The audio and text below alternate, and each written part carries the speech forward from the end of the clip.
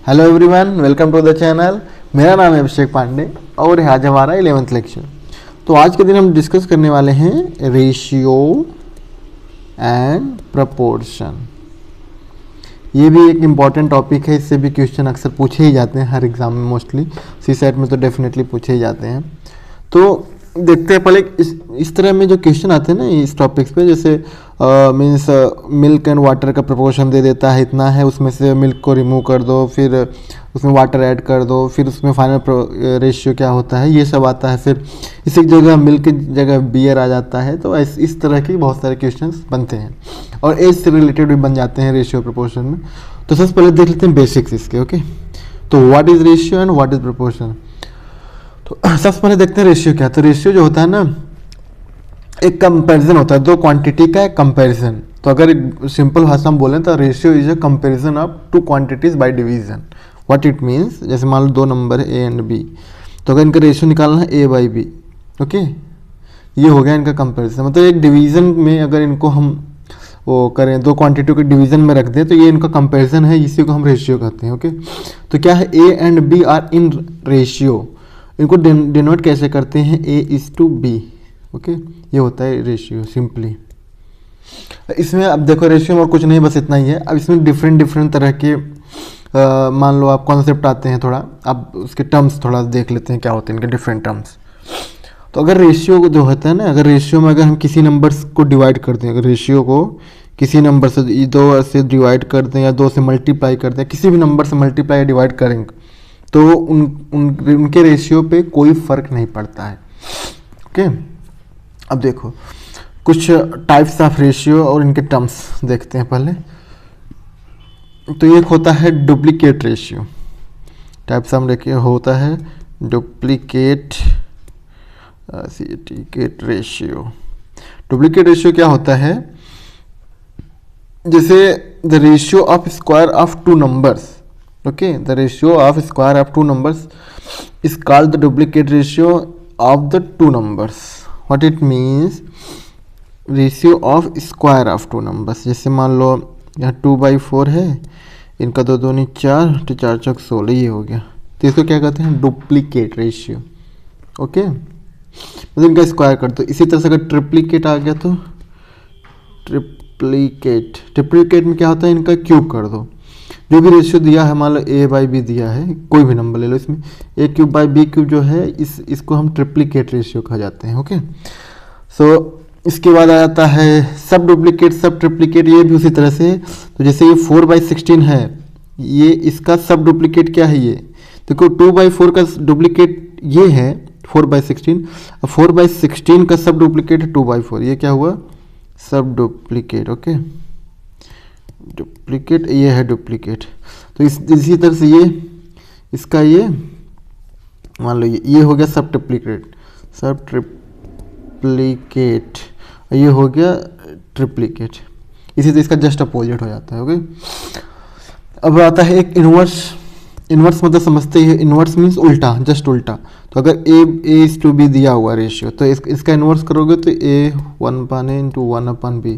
What it means, A हो जाएगा b/a, just इसका opposite. Okay, what it means b is to a, ये हो गया अपना इन्वर्स रेशियो। ये कुछ सिंपल टर्म्स हैं और इसमें कुछ हार्ड एंड फास्ट नहीं है। एक आता है कंपाउंड रेशियो। कंपाउंड रेशियो में क्या होता है, जैसे आपको 2-3 रेशियो दिए, मान लो 2/3 कॉमा, ऐसे कॉमा क्या ऐसे लिखो आप, 2/3 इज टू 4/6 इज टू 7/9, ऐसे दिया हुआ ना। तो इनका कंपाउंड अगर रेशियो निकालनी है तो इसको ऊपर वाले को अलग लिख देते हैं, 2, 4, 7 डिवाइडेड बाई नीचे वालों को अलग, 3, 6, 9, सबको मल्टीप्लाई करके जो इनका फाइनल आएगा, ये होगा हमारा कंपाउंड रेशियो हो जाएगा, जो फाइनल आउटपुट होगा। ओके, ये हो गया। अब देखो रेशियो में ये तो हो गया सिर्फ रेशियो कॉन्सेप्ट। अब देख लेते हैं प्रोपोर्शंस क्या होते हैं। तो प्रोपोर्शन में क्या होता है ना, जब दो रेशियो को हम इक्वल कर देते हैं तो उनको प्रोपोर्शन कहते हैं, कि ये रेशियो उस रेशियो के प्रोपोर्शन में है। व्हाट इट मीन्स, देखो प्रोपोर्शन देखो, जैसे ए दिया है, ए बाई बी दिया है एंड सी इज डी दिया है ना, ये दो रेशियो दिए हैं। अगर हम इनका प्रोपोर्शन निकाले, मैं इसको अगर इक्वल करते तो ये इसके प्रोपोर्शन हो गया। समझ रहे हो नहीं आप? The equalities of two ratios is called proportion. इनकी इक्वालिटी है जो है ये हमारा प्रोपोर्शन कहलाती है। इसको डिनोट कैसे करते हैं? इसको ऐसे करते हैं A:B इज एज इसको बोलते हैं C:D। तो A और B का रेशियो उसी तरह से है एज इज C:D। जिस तरह से C और D रिलेशन है, जैसे लेट्स सी मीन्स A और B का भाई है, तो उसी तरह C भी D का भाई ही है। ओके, मीन्स अगर D C की बहन है तो B भी A की बहन होगी, मीन्स वो रिलेशन सेम है। तो इस तरह के रिलेशन को अगर दो रेशियो सेम रिलेशन में है तो उनके इक्वलिटी को ही हम प्रोपोर्शंस कहते हैं। तो प्रोपोर्शन में कुछ हमारे एडिशनल टर्म्स आ जाते हैं, इनको समझ लेते हैं। आप लोग बता देना, अगर कुछ मैं ज़्यादा फास्ट चल रहा हूँ तो बताना, क्योंकि यार ये सब जो है टॉपिक बहुत बेसिक्स हैं, तो इसलिए मैं फास्ट फॉरवर्ड चल रहा हूँ। जब क्वेश्चन सॉल्व कराऊंगा इस पर तब आप थोड़ा स्लो चलूँगा, क्योंकि ये सब तो कॉन्सेप्ट है यार, मैं फास्ट चलेंगे तभी सही रहेगा। ओके, तो देखो, तो अगर आप देखें A:B इज एच C:D, तो इसमें कुछ टर्म्स आते हैं, जैसे इनको कहते हैं मीन्स। ये हो गया हमारे, ये हो गया मीन्स। इनको मीन्स कहते हैं क्योंकि अंदर हैं ये, और इनको कहते हैं एक्सट्रीम्स। ये क्या है? बाहर है। बाहर वाले को एक्सट्रीम्स कह देते हैं और अंदर वाले को मीन्स कह देते हैं। ओके, तो इसमें क्या होता है कि कहा जाता है ऐसा कि if four quantities are in proportion then the product of means equal to product of extremes. Means अगर ये देखो प्रोपोर्शन में दिए हैं ना ये, तो इनका product of means is equal to product of extremes, ये हो जाता है। व्हाट इट मीन्स, तो देखिए हम मीन्स क्या है? B and C। तो B और C का जो प्रोडक्ट है वो हो जाएगा A और D के इक्वल। यही बोल रहा है और कुछ नहीं बोल रहा है। तो ये कैसे निकाला? आप देखो, हम इसको कैसे लिख सकते हैं? A/B equal to C/D। तो इसको ऐसे कर लो सिंप्लीफाई, इसको इधर ले जाओ, इसको इधर ले जाओ, तो A/D इक्वल टू हो गया B/C। यही आके बना कि नहीं? देखो आप। ओके, तो कुछ नहीं है, बस ये सिंप्लीफाई कर रहे हैं। और इसी में अब तरह तरह के नाम आ जाता है कि फोर्थ प्रोपोर्शनल, थर्ड प्रोपोर्शनल। तो इसमें फोर्थ थर्ड निकालने के मीन्स से कोई एक टर्म नहीं दिया है, 4 प्रोपोर्शन है, इसमें से एक का वैल्यू नहीं दिया है, तो उसको फाइंड आउट करने के लिए हम बोलते हैं फोर्थ प्रोपोर्शनल। थर्ड प्रोपोर्शनल के लिए मीन्स अगर मान लो कोई एक वैल्यू सेम दे दिया है। Okay, suppose let's say A:B:B:X ऐसे दे दिया है, तो मीन्स दो की वैल्यू इक्वल हो गई, इसमें से एक निकालना है। तो क्या है, टोटल हमारे पास 3 प्रोपोर्शन ही है।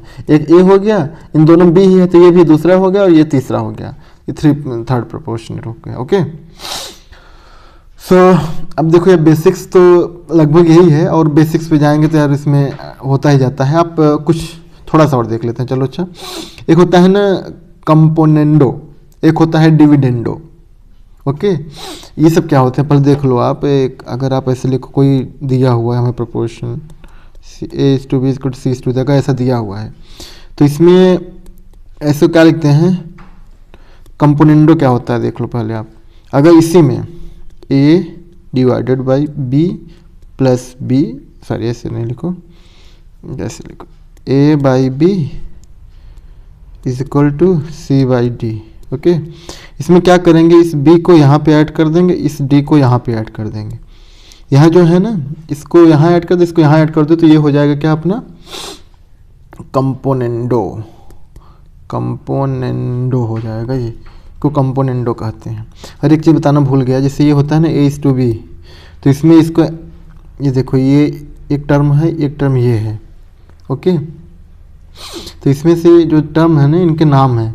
इसको जैसे बोलते हैं एंटीसीडेंट, ये होता है एंटीसीडेंट, इसको एंटीसीडेंट बोलते हैं, इसको कॉन्सिक्वेंट बोलते हैं, कॉन्सिक्वेंट, ऐसे इसके नाम्स हैं। ओके, और इसमें कुछ है नहीं, बस इसे नाम दे दिया गया है बस। इसको एंटीसीडेंट बोलते हैं, इसको कॉन्सिक्वेंट बोलते हैं। तो कभी मैं गलती से अगर बोल दूँ कि कॉन्सिक्वेंट को ऐड कर दिया तो आप समझ जाना कि यही है, मीन्स न्यूमरेटर डिनोमिनेटर एक तरह से आप बोल दो। ओके, तो देखो जो ये टर्म है कंपोनेंडो में क्या करते हैं? कॉन्सिक्वेंट को ऐड कर देते हैं एंटीसीडेंट में। ओके, एंटीसीडेंट में कॉन्सिक्वेंट को दोनों वाले प्रोपोर्शन को ऐड कर देंगे, तो ये हमारा कंपोनेंडो हो जाता है। और इसी तरह से एक आता है इसी जस्ट अपोजिट माइनस कर दो, अगर A upon B equal to C upon D, इसी में अगर हम माइनस कर दें, माइनस डी इधर माइनस बी इधर, ये हो जाता है हमारा डिविडेंडो हो गया, डिविडेंडो, अजीब अजीब नाम है यार इसके। और दोनों अगर कंबाइन कर दें तो ऊपर वाले में ऐड कर दो, नीचे वाले माइनस कर दो, तो ये दोनों का हो जाएगा कंपोनेंडो एंड डिविडेंडो हो जाएगा। ओके, आई होप कि आपको यहाँ तक एकदम क्लियर हो गया होगा। चलो फिर अभी तो बेसिक्स हो गए हैं लगभग, अब जहाँ पे क्वेश्चन सॉल्व करते समय कुछ बेसिक्स आ जाएगा तो मैं आपको फिर से बता दूंगा। ओके, चलो अब क्वेश्चन सॉल्व करते हैं। अब देखो जैसे एक प्रीवियस ईयर क्वेश्चन है दिया हुआ है, इन अ मिक्सचर ऑफ 40 लीटर, मतलब एक मिक्सचर है, एक मिनट, ओके चलो देखो एक मिक्सचर है यहाँ पे, इस मिक्सचर ये 40 लीटर का मिक्सचर है। ओके, इसमें क्या बोला गया है, the ratio of milk and water is 4:1, means इसमें मिल्क भी है एंड वाटर भी है। तो मिल्क और वाटर का रेशियो क्या है, मिल्क अगर 4 है एंड वाटर क्या है 1, इस तरह का रेशियो है। How much water must be added to this mixture so that the ratio of milk and water becomes 2:3। तो हमें फाइनल रेशियो क्या दिया है मिल्क एंड वाटर का फाइनल रेशियो था 2:3। ओके, अभी का रेशियो क्या है हमारा 4:1 है। देखो ये बहुत ही सिंपल क्वेश्चन है, क्या करो पहले देखो ये 4:1 दिया है ना, तो टोटल क्वांटिटी क्या है, अगर ऐसे लिख लो आप, टोटल क्वांटिटी क्या है, ये है 4x, ये क्या है plus x, 4x and 1x, x हो गया, टोटल क्या हो गया 5x, ये टोटल है, टोटल 5x की वैल्यू कितना है 40 लीटर है ना, ये हो गया 40 लीटर। अब देखो तो यहाँ x की वैल्यू निकालो, कितना हुआ 48, 8 लीटर आ गया, x की वैल्यू 8 लीटर आ गया, मीन्स वाटर कितना है हमारा 8 लीटर है। ओके, इसी तरह से इसको निकाल लेंगे, 4x मीन्स मिल्क अपना 4x है इक्वल टू 4 × 8, 8 चौक 32, तो यहाँ हो गया मिल्क हो गया 32 लीटर है और हमारा वाटर जो है 8 लीटर है। अभी क्या बोल रहे हैं भाई साहब कि हमें रेशियो जो है ना, अभी इसमें से क्या करना है, देखो how much water must be added to this mixture so that the ratio becomes 2:3। अब इसमें क्या बोला गया है कि वाटर को मिक्स करो, मीन्स इसको मिल्क की क्वांटिटी जो है फिक्स ही रहेगी, बस वाटर हमें ऐड करना है, इस तरह से ऐड करना है कि हमारा जो न्यू रेशियो है ना ये बन जाए 2:3। तो देखो क्या करते हैं, देखो अभी milk is to water, milk की हमारा 32 लीटर है तो हम उसको नहीं चेंज करेंगे क्योंकि हमें नहीं बोला गया है चेंज करने के लिए, और वाटर हमें है हमारा 8 लीटर ना, उसमें से बोला गया है इसको इतना ऐड कर दो वाटर कि ये रेशियो 2:3 हो जाए। तो हम सपोज करो x quantity of water add कर देते हैं, इतना ऐड करने पे जो इनका रेशियो आ रहा है ये हो जाता है 2:3। समझ में आया ना इतना मैं कैसे लिखा, देखो आप फिर से समझा देता हूँ मैं। देखो हमने पहले इसकी क्वांटिटी निकाली, तो हमें क्वांटिटी आपको समझ में आ गया होगा, ये 32 लीटर यहाँ 8 लीटर। क्वेश्चन की डिमांड क्या है कि हमें इसको क्वांटिटी एज इट इज रहने दो, आप क्या करो इसमें बस वाटर ऐड करते जाओ, वाटर इतना ऐड करो कि क्वांटिटी 2:3 हो जाए रेशियो जो है इनका। तो हमने देखो 32 लीटर जो है एज इट इज लिख दिया मिल्क को, वाटर जो है 8 लीटर था उसमें हमने x क्वांटिटी सपोज किया कि हमने ऐड किया, जिसकी वजह से हमारा रेशियो फाइनल रेशियो जो है 2:3 हो जाता है। ओके, अब देखो इसको हम सॉल्व करते हैं, इसको सिंप्लीफाई करके x की वैल्यू निकालनी है, बस यही हमारा आंसर है। देखो अब इधर 8 + x इधर गया तो इधर हो जाएगा 32 × 3 / 2, तो 16 यहाँ 48 48 आ गया। तो यहाँ से x की वैल्यू क्या हो जाएगी 40 लीटर्स। व्हाट इट मीन्स कि हम अगर 40 लीटर मिल्क और मिला दें, ओके, तब जाके हमारा रेशियो 2:3 हो जाएगा, जो कि हमारा आंसर बन के क्या आता है 40 लीटर्स, ऑप्शन सी।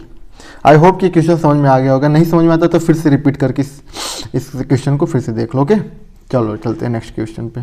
क्वेश्चन देखते हैं, इसमें देखो क्या दिया हुआ है, if 3 numbers are in the ratio of 1:3:3, इस बार हमें 3 नंबर दे दिए। ओके, तो अभी क्या क्या, and half of the sum is 18, इनके सम का हाफ है 18, then the ratio of square of the number, ये कुछ नहीं है हलवा है ये।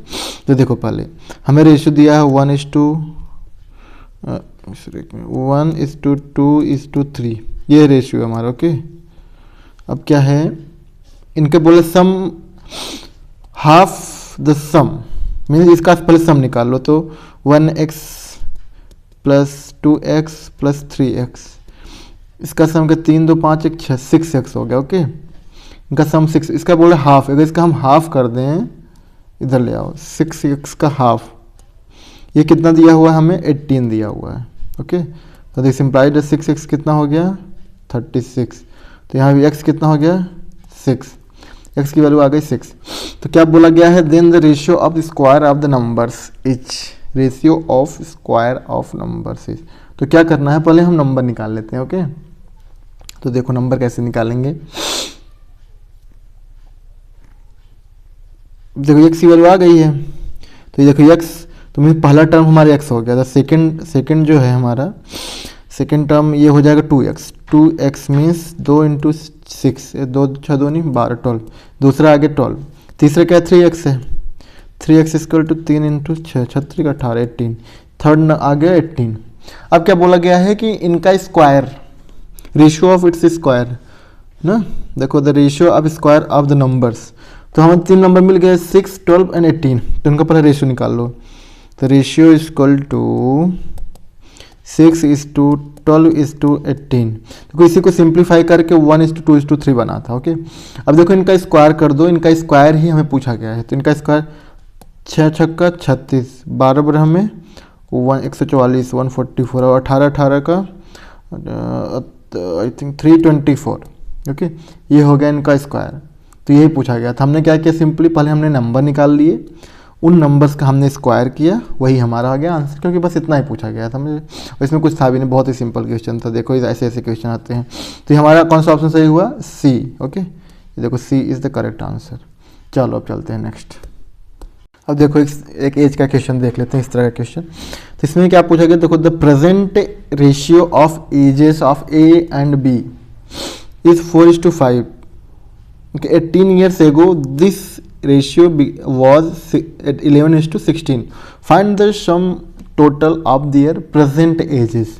देखो बहुत ही सिंपल क्वेश्चन, इसमें क्या करना है, एक मिनट, देखो क्या दे, ए एंड बी दो लोग हैं। ओके, ए एंड बी, तो इनका रेशियो दिया है, the ratio of the present age जो है 4:5 दिया। ओके, तो देखो पहले इनका रेशियो क्या है, करंट रेशियो 4/5, इसको 4x / 5x लिख सकते हैं हम। ओके, अब क्या बोल रहा है, देखो शॉर्टकट में कर रहा हूँ मैं इसको। ओके, डायरेक्ट अब देखना समझना। तो इनका अभी करंट रेशियो दे 4x, करंट एज इनकी 4x, इनके 5x। ओके, अब इसमें क्या करते हैं, हम बोल रहे हैं 18 years ago, तो 18 साल पहले, तो हम इसमें 18 कर माइनस कर दे दोनों, ठीक है, क्योंकि 18 साल पहले पूछ रहा है। तो ये 18 years ago this ratio was 11:16। 18 साल पहले इनका रेशियो जो था 11:16 था, तो वही हमने लिख दिया। अभी करंट एज 4x है, इनकी 5x है, इसमें 18 साल पहले हमने 18 माइनस कर दिया। ओके, तो बोला गया है इनकी एज थी 11:16। अब क्या पूछा, find the total sum, find the sum total of their edges. तो मीन्स क्या पूछा गया है इसमें, 4x + 5x = 9x। यहाँ पे हमें 9x की वैल्यू पूछी गई है, बस और कुछ नहीं पूछा गया। ओके, तो पहले यहाँ से x की वैल्यू निकल आएगी, जैसे ही x की वैल्यू निकल आएगी हमें 9x करेंगे, हमारा आंसर आ आएगा। आई होप कि भी क्लियर हो गया होगा आपको। ओके, चलो अब इसको सिंप्लीफाई करते हैं। खैर आप उसको सिंप्लीफाई कर सकते हो, मैं आपको जल्दी से करके दिखा देता हूँ। तो हो जाएगा 16 × 64x माइनस इधर 288 = 55x माइनस 198।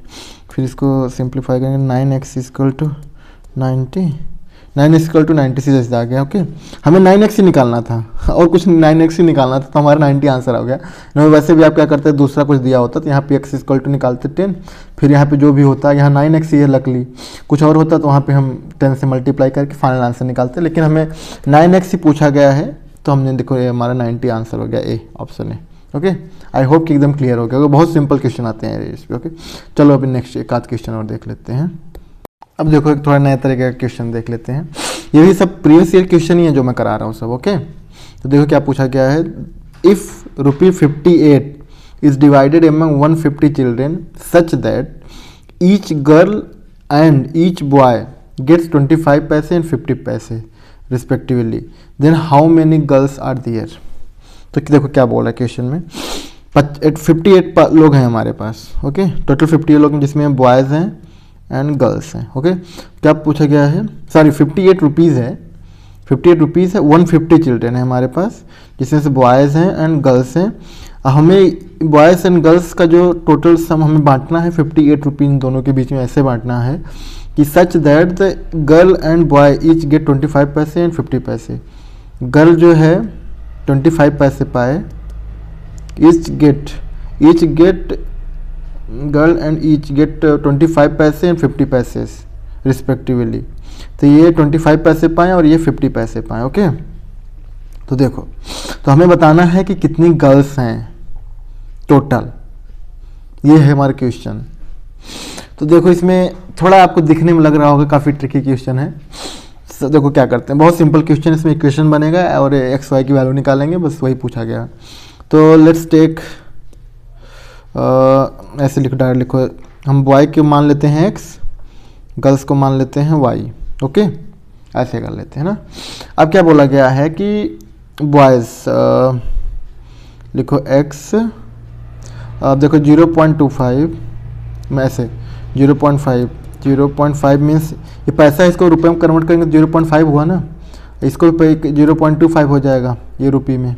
तो इसको देखो 0.5 बॉयज़ क्या है एक्स हैं, प्लस हम गर्ल्स को क्या माना है हमने वाई ना, तो 0.25 इंटू वाई, इतने 0.5 इंटू एक्स 0.25 इंटू वाई। अगर इसको हम सम करके निकालें कितना आना चाहिए हमारा 58, क्योंकि 58 रुपये ही है जो बट रहा है, जिसमें से हम 50 पैसे बॉयज़ को और 25 पैसे गर्ल्स को दे रहे हैं। ओके, तो ये हमारा सिंपल से क्वेश्चन नंबर 1 हो गया, इक्वेशन नंबर 1 हो गया।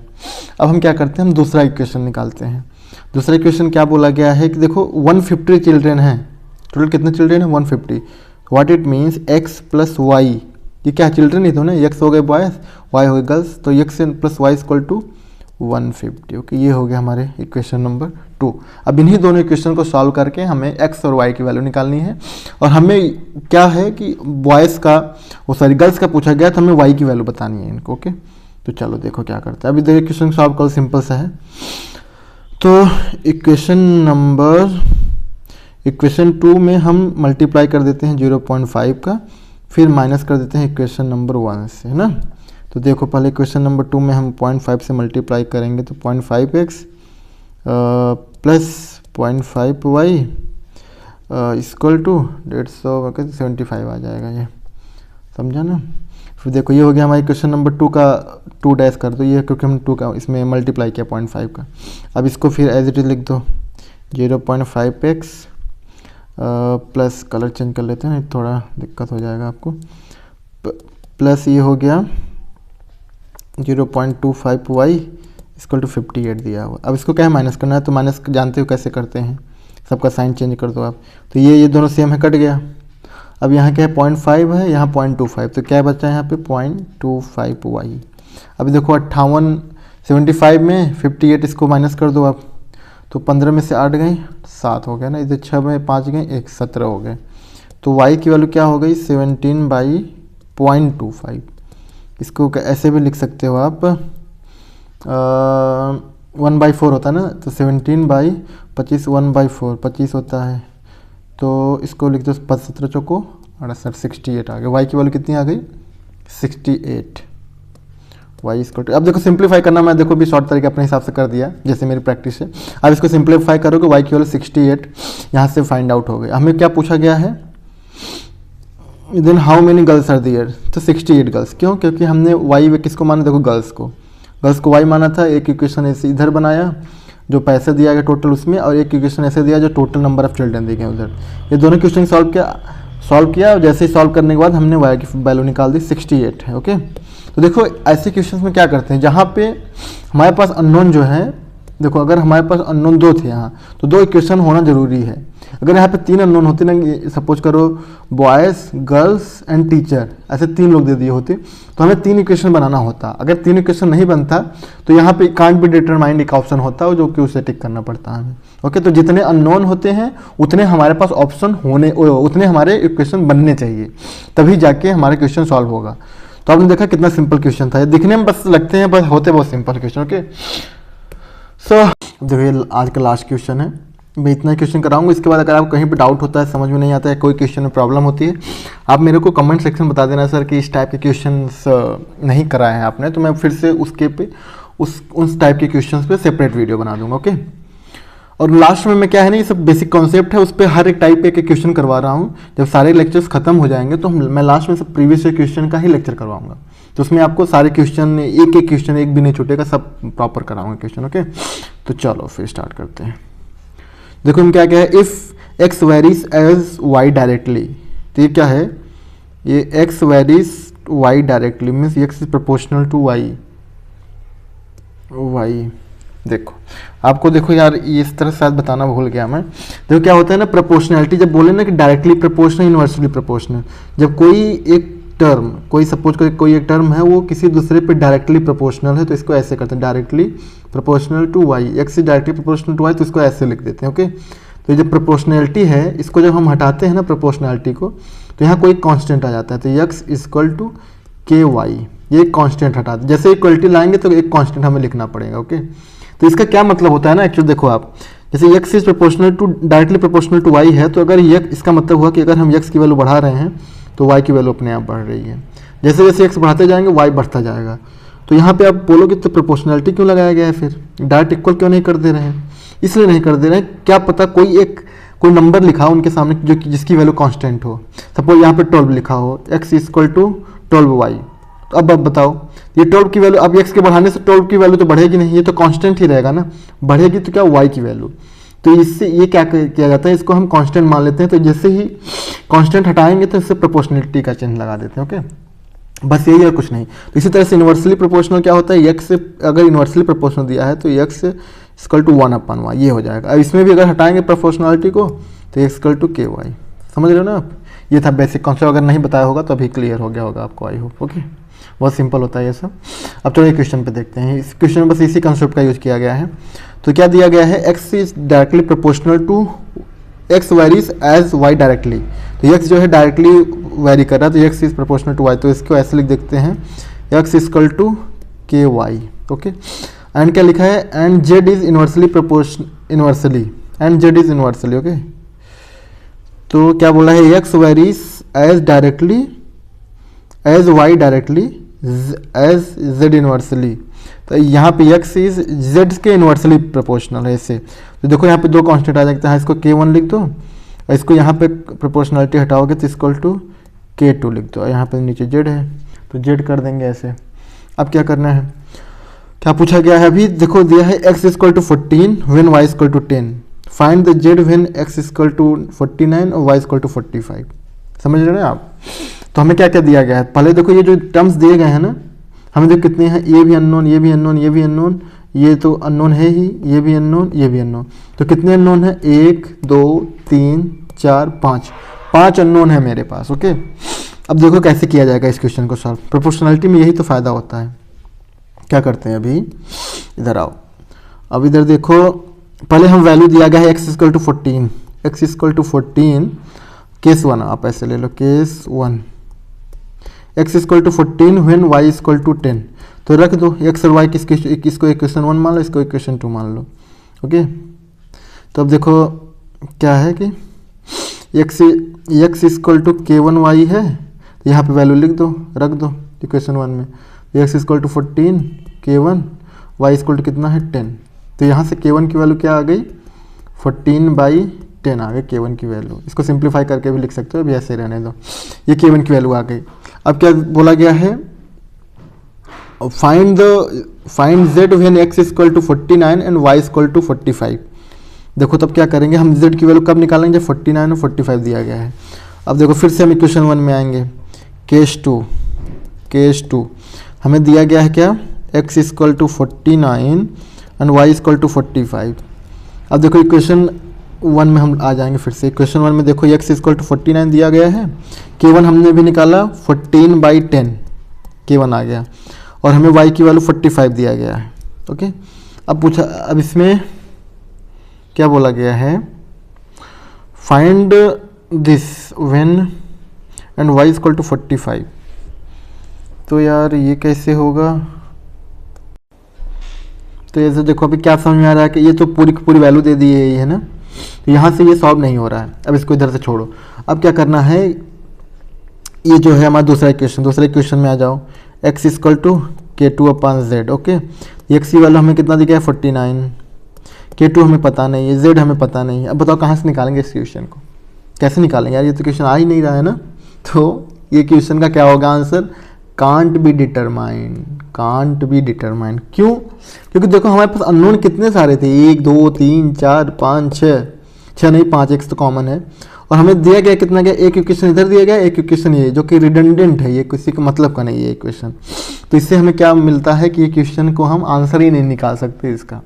ओके, आई होप को क्लियर हो गया होगा। देखो रेशियो एंड प्रोपोर्शन में क्या होता है ना, जब कभी कभी ना अगर इक्वेशन 2 ही हैं तो 3 अननोन को हम निकाल सकते हैं, इन केस अगर वो रेशियो दिया हुआ है तो उनका रेशियो निकाल सकते हो। सपोज 3 अननोन है, 2 इक्वेशन दिया, 2 इक्वेशन बन गया हमारा, तो 1 या 2 वैल्यू निकाल सकते हो, 1 वैल्यू तो निकाल ही सकते हो, 2 वैल्यू का क्या ऐसा होगा ना कि आप रेशियो उनका रेशियो पूछ लेगा तो रेशियो निकल सकता है, फिर ये पॉसिबिलिटी है। लेकिन कहो कि एग्जैक्ट वैल्यू निकल जाए तो दैट इज नॉट पॉसिबल। तो यही इस क्वेश्चन में था, ये क्वेश्चन कांट बी डिटरमाइंड है क्योंकि इसमें डेटा अननोन है। ओके, सो आई थिंक अब सारे टाइप के क्वेश्चन हो चुके हैं। तो गाइस आज के लिए बस इतना ही, फिर आपसे मिलते हैं नेक्स्ट लेक्चर में। और अपना रेशियो एंड प्रोपोर्शन जहाँ तक है ओवर हो चुका है, नेक्स्ट लेक्चर में नेक्स्ट टॉपिक को डिस्कस करेंगे। अब जो भी डाउट होगा आप कमेंट सेक्शन बताना, और क्वेश्चन सॉल्व करना होगा उसको भी बताना, सब कुछ करवाएंगे। Okay, so that's it for today guys, Tata.